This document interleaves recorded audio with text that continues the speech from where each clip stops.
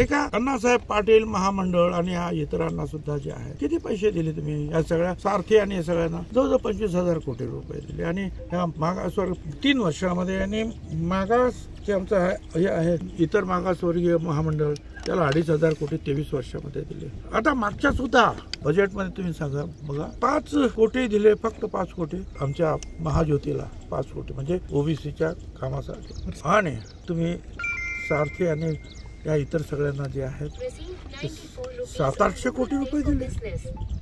मी विधानसभेत हा मुद्दा मांडला बोललो त्यावेळेला मी मंत्री नव्हतो तेव्हा. आणि हे सगळं जे आहे परवाच्या दिवशी जी ओबीसी कमिटी होती त्यांच्या समोर मांडलं बघा काय हिशोब आहे. आणि मग बावनकुळेंनी जे आहे ते अध्यक्ष त्यांनी सांगितलं फायनान्शियल सेक्रेटरी बोलवा आणि त्यांनी सुद्धा कबूल केलं हो हे बरोबर आहे पण आम्ही बघू काय करायचं. म्हणजे हा अन्याय जो आहे सतत आमच्यावर होतो आहे. दुर्दैवाने आमच्यातले अनेक आमदार वगैरे शांत आहे. याचं कारण आहे की आम्हाला निवडणुकीमध्ये आरक्षण नाही आहे जे दलितांना आहे आदिवासी आणि मग आम्हाला निवडून यायचं तर मराठा मतं पाहिजे आहे म्हणून मनात काही असतं तरी बोलत नाही. अनेक मंत्री बोलत नाही, अनेक आमदार बोलत. आता आमचं काय राहिलो काय नाही राहिलो काय आम्ही तर जे आहे सगळं काही त्याग करण्याची तयारी ठेवली म्हणून आम्ही बोलतो.